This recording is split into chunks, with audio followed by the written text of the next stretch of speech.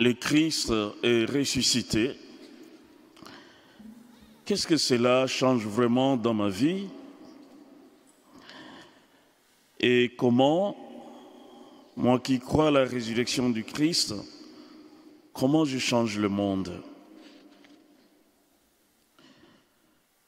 Ces deux questions nous invitent à regarder autrement la résurrection du Seigneur. Il est ressuscité il y a plus de 2000 ans. Ce n'est pas donc de notre siècle. Et il est ressuscité très loin d'ici. Il y a donc une distance à la fois géographique et historique qui nous sépare de cet événement, la résurrection du Seigneur. Et pourtant, dans la conclusion de cet extrait de l'évangile de Saint Jean, Saint Jean nous dit qu'il y a beaucoup d'autres signes que Jésus a faits en présence de ses apôtres qui ne sont pas écrits. Mais le peu qui a été rédigé, écrit, c'est pour provoquer la foi. Saint Jean nous montre donc ainsi que son évangile, c'est une série qui doit continuer. C'était peut-être la première série, c'est celle-là. La suite des séries, c'est jusqu'à la fin des temps, jusqu'au retour du Christ. C'est pour cela que nous pouvons, malgré cette distance dont je parle, la distance géographique et historique, nous pouvons nous inscrire dans cette histoire, dans cette série, parce que nous sommes dans la série suivante. Lorsque Jésus se révèle, lorsqu'il revient pour la deuxième fois, explicitement pour Thomas, qui a douté, qui a refusé de croire, si il ne le voit pas de ses yeux, s'il ne le touche pas de ses mains. Le Seigneur dit à Thomas, tu crois parce que tu m'as vu. Heureux ceux qui croient sans avoir vu.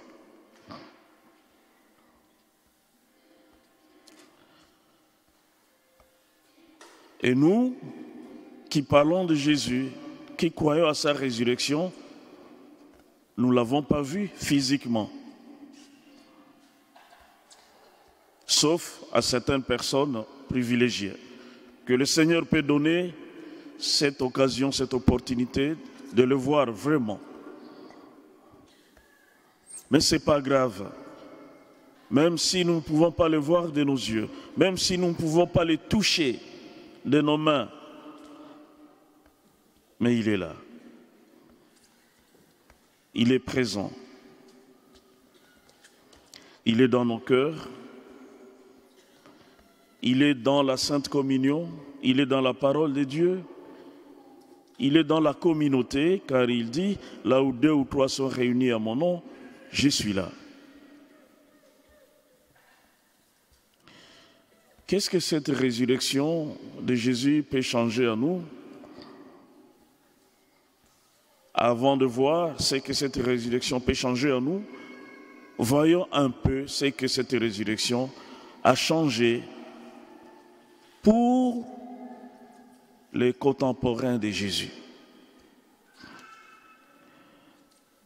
Si nous commençons par Saint Jean, vous vous rappelez certainement,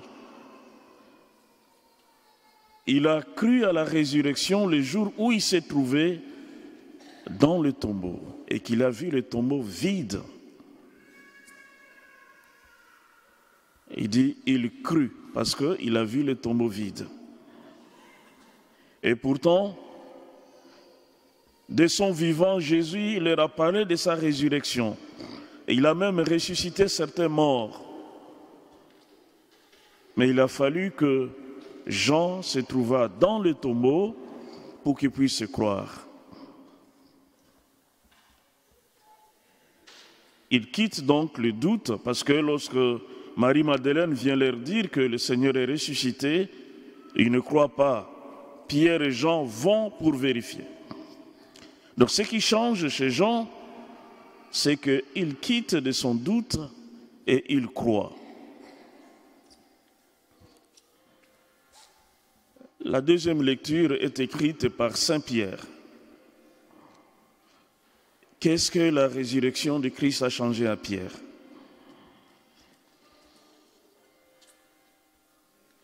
Dans la deuxième lecture, Pierre parle de l'action de grâce qu'on doit rendre à Dieu parce qu'il nous a fait renaître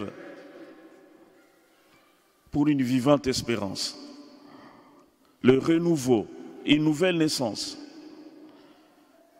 Parce que Pierre, malgré tout le temps passé avec Jésus, malgré la responsabilité qui lui a été confiée, c'est quand même lui qui a renié 3 fois le Seigneur. Et il n'a pas pu être présent lorsque Jésus rendait l'âme sur la croix. Il s'est sauvé, il a fui. Et lorsque Marie-Madeleine leur a parlé de la résurrection du Seigneur, il n'a pas cru.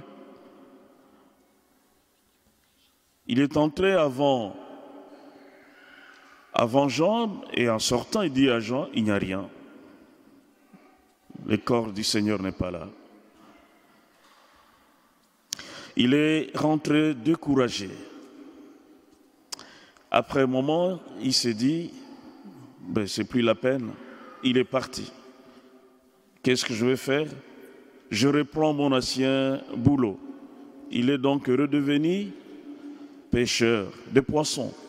Alors que le Seigneur lui avait dit, à partir de maintenant, je fais de vous, je fais de toi, pêcheur d'hommes.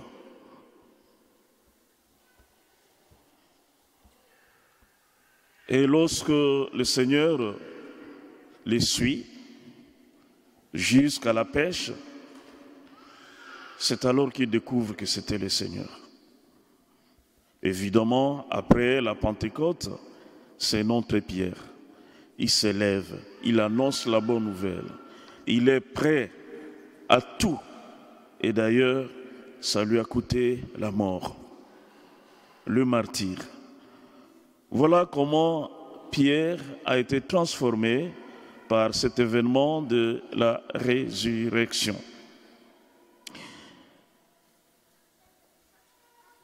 Dans la première lecture, on parle dans les Actes des Apôtres, la première communauté chrétienne. C'était des hommes et des femmes qui vivaient en Palestine. La Palestine qui était toujours sous la domination romaine. Ils avaient leurs petites misères de tous les jours, leurs petits soucis de tous les jours. Mais curieusement, la résurrection du Christ est venue changer leur vie de l'intérieur. C'est pour cela, malgré les aléas extérieurs, on peut constater cette nouvelle vie. Tout ce que normalement on doit vivre en famille, biologique, les premiers disciples les vivent dans une nouvelle famille de Dieu, l'Église.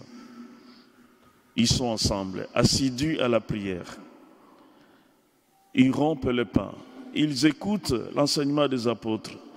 Et ils sont charitables. Ils se connaissent. Ils s'entraident. Ils mettent tout en commun. Ils vivent une vraie famille de Dieu. Et grâce à ça, le Saint-Esprit intervient. Et cette œuvre qui a commencé timidement en Palestine a pu parcourir malgré parfois certaines erreurs, malgré les persécutions, malgré les doutes. Cette œuvre continue jusqu'à aujourd'hui. Et si nous sommes là aujourd'hui réunis, c'est parce que l'Évangile a transformé la vie des disciples, des apôtres et de tous ceux qui nous ont précédés, tous ceux qui ont construit cette Église, tous ceux qui ont œuvré pour que la foi demeure.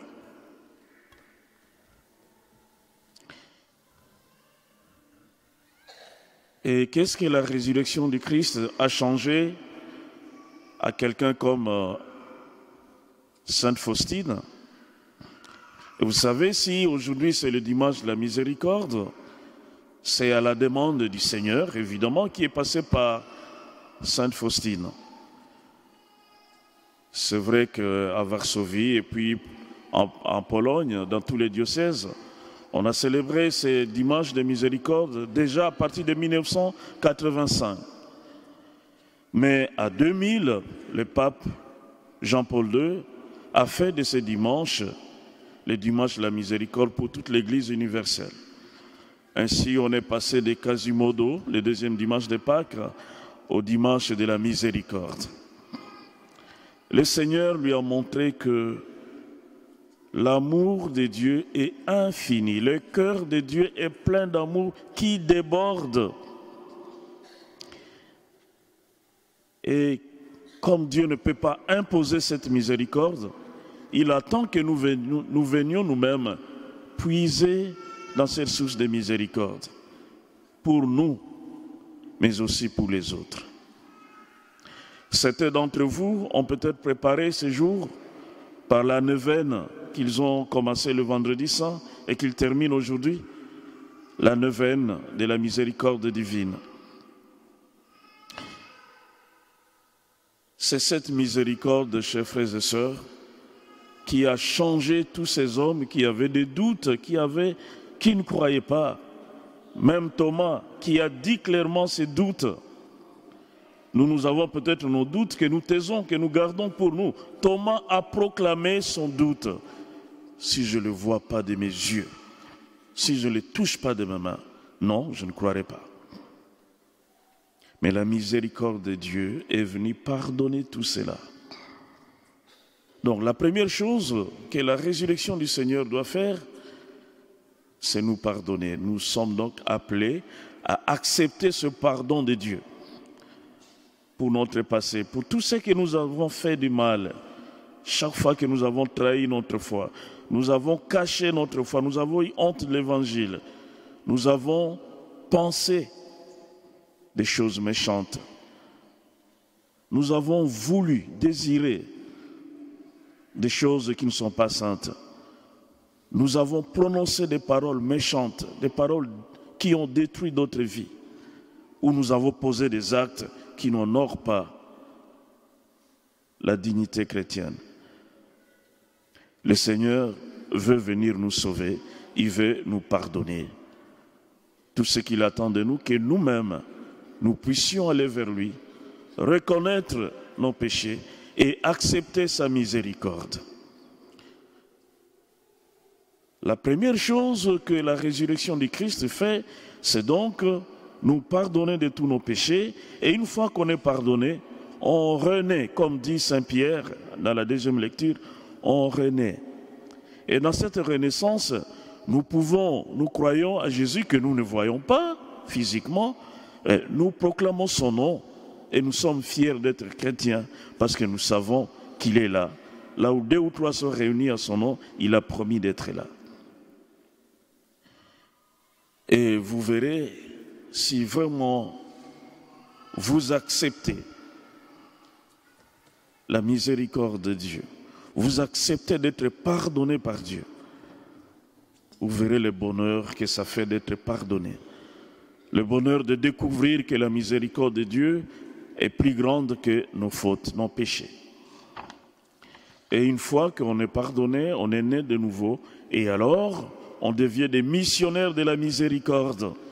Comme le Christ, lorsqu'il souffle sur les apôtres, il dit « Allez, je vous envoie comme le Père m'a envoyé. Allez annoncer la bonne nouvelle. » Donc, comme chrétiens, comment pouvons-nous changer le monde? En devenant tout simplement témoins, missionnaires de cette miséricorde de Dieu. Allez dire aux autres que Dieu les aime, sans exception. Allez dire aux autres que Dieu veut le salut de tous, sans exception. Mais aussi, allez vivre la charité. Donner à manger à ceux qui ont faim, de l'eau à ceux qui ont soif. Donner de son temps à ceux qui ont besoin d'être écoutés, qui ont besoin d'être visités à l'hôpital, dans des prisons. Mais aussi, pardonner à ceux qui nous ont offensés. Il y a quelques années, quand j'étais encore dans les Ardennes, dans l'entretien avec des jeunes qui se préparaient pour la première communion, j'ai une question difficile. Une des jeunes m'a posé cette question. Christophe Marie, est-ce qu'on peut vraiment tout pardonner? J'ai une copine de classe qui s'est moquée de moi. Et moi, je n'arrive pas à lui pardonner. Je ne vais pas non plus lui pardonner parce qu'elle a été très méchante envers moi.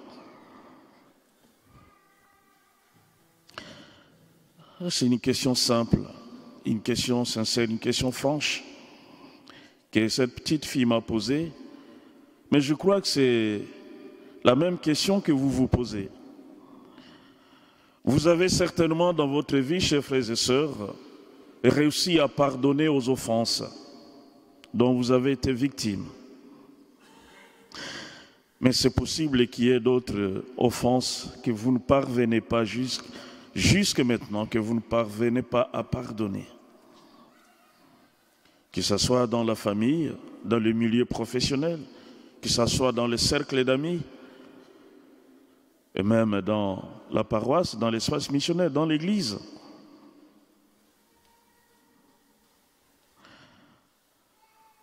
Vous voulez certainement savoir quelle a été ma réponse. Je lui ai dit, oui, il y a des péchés que nous ne pouvons pas pardonner.